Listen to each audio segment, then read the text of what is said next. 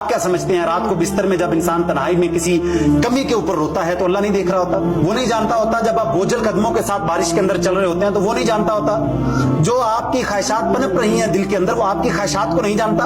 वमा तस्कुतु मिन वरक़तिन इल्ला यअलमुहा, वो कहता है खरबों दरख्तों के खरबों पत्तों में से हर पत्ता गिरता है, मेरी नजर में होता है। तू 6 फुट का मेरी नजर में नहीं है क्या? तेरी आंख से गिरने वाला आंसू मैं नहीं जानता? अगर वो पत्ता करवट ले, मुझसे पूछकर करवट लेता है, और तेरा आंसू जब तेरी गाल पर गिरता है मैं नहीं जानता? तूने कैसे गुमान कर लिया? मैं तेरी सिसकियां ही तो सुनना चाहता हूं। जिनसे मोहब्बत की जाती है उनको अल्लाह कहते हैं लटकाओ इसको जरा।